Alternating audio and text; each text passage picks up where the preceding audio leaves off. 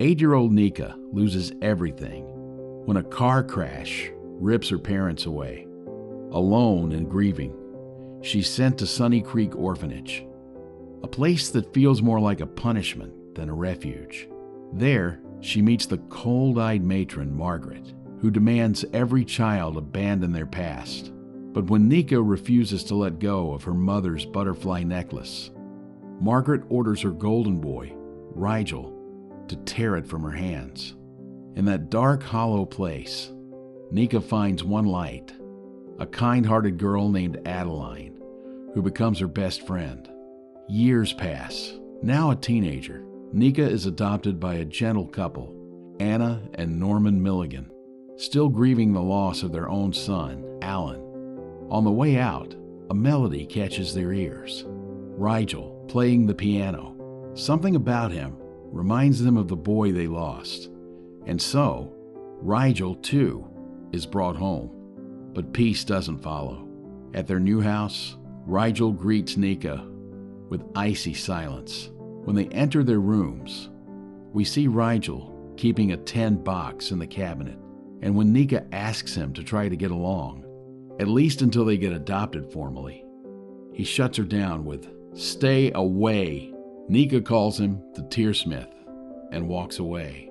Flashbacks reveal that at Sunny Creek, the children were bruised and broken, emotionally and physically, except for Rigel, who remained untouched, a favorite, with Margaret even caring for him every time he was sick.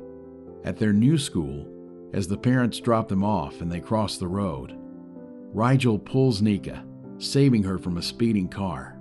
Nika blends in with ease, welcomed warmly by the students on the welcoming committee. And for once, life seems simple. Rigel, however, is anything but. When he overhears a boy thinking of hitting on Nika, he snaps, his fists flying before reason can catch up. Soon comes Garden Day, where students anonymously give roses, each color carrying a different meaning. Nika receives a black rose, signifying something dark and obsessive, a love that suffocates. Assuming it's Rigel, she storms into his room, furious. But he denies it. The denial stings, but what hangs in the air between them stings more. A tension, thick and wordless, nearly breaking into something neither is ready for. Later, a student named Lionel returns a book Nika left behind, and shyly asks her out for ice cream. Rigel, later on watching from the shadows, explodes again, this time into a fistfight. Nika scolds him, exhausted, but when Rigel winces in pain from a sudden headache, she softens, helping him. And in the quiet that follows, a flicker of something intimate passes between them. Then, a memory. What if the boy who tormented your childhood actually turned out to be the only person who ever truly protected you? Back at Sunny Creek, Nika once stood trembling before Margaret's wrath, but before punishment could strike, Rigel sliced his own hand. Pain, to him, was preferable, if it meant protecting her. The Milligans host a small birthday party for Rigel, announcing that they're formally adopting the two. As laughter fills the room, Nika is stunned when Adeline arrives, invited by Anna as a surprise. Later, when they're alone, Adeline pulls Nika aside with a purpose. She, along with some others, wants to press charges against Margaret and needs Nika's testimony to build the case. But Nika falters. The past still grips her throat. She refuses. That night, the storm between Nika and Rigel reaches a hush. They draw close, eyes locked, breaths uneven, until a knock slices through the moment. It's Lionel. Sensing what's between them, Lionel warns Nika.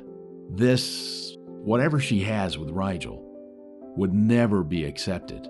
And Rigel, he believes it too, that he's too fractured, too far gone, and that Nika deserves someone normal, her fairy tale waiting to be completed. The next morning, Rigel makes it final. He tells Anna he won't go through with the adoption, and leaves the house. Nika later attends the school dance, trying to keep her world from crumbling. But when she starts feeling dizzy, Lionel lures her into an empty classroom under the guise of helping her. His intentions shift, and fast. Before he can go any further, Rigel bursts in. He saves her yet again. In the quiet aftermath, shaken and breathless, Nika and Rigel finally surrender to their feelings, sharing an intimate moment. But peace doesn't last. Outside, on a bridge, a furious Lionel waits, his car screeching across the road as he attempts to run them down. They leap from the bridge into the river below, clinging to each other as the world above roars with rage. Nika wakes up to the sterile beeping of a heart monitor in a hospital room. Her vision is blurry, but the weight in her chest is sharp, like a memory trying to break through. And then it hits her. In that suffocating dark room of Sunny Creek, when she was punished for crying, for simply being afraid of the dark, someone had held her hand, the only warmth in a room full of shadows.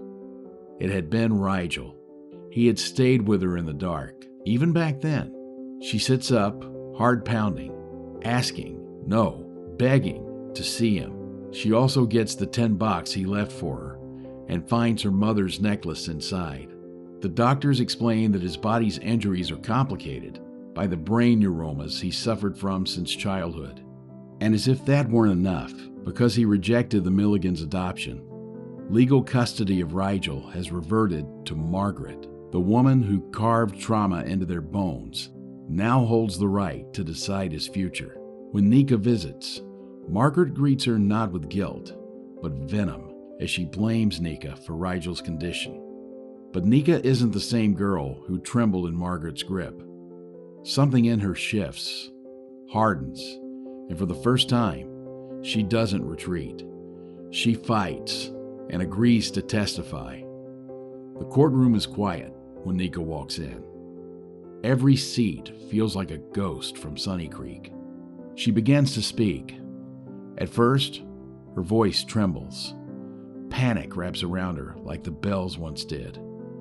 But she doesn't stop.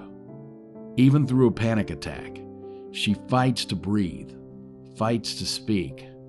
She paints the horrors of Sunny Creek, not with theatrics, but with truth. A few days later, she sits beside Rigel's hospital bed, her fingers curled around his motionless hand. Through tears, she whispers, "We did it. We won. She'll never hurt us again." Only now did Nika understand. Rigel was the Tearsmith. Not just a story from the orphanage, but a boy who had always carried pain so others wouldn't have to. The Tearsmith gave his tears to those who couldn't cry. And that's what Rigel had done for her, again and again. As if her words carried the power to stir the universe, Rigel's fingers twitch. Then his eyes open, and the storm begins to fade. Recovery isn't a straight path, but it's theirs. As Rigel heals, so does Nika. They finally allow themselves the childhood they were denied, even if it comes late. Years later, in a sun-drenched house filled with laughter and the scent of coffee, we see them. They're married now, along with their daughter, bright-eyed and bold. Together, they were no longer broken. They were whole. But what do you think? Can a love born in darkness one day bloom into laughter, light, and the gentlest kind of forever? Let us know your thoughts. Hit the subscribe button for more stories that break you, just to put you back together.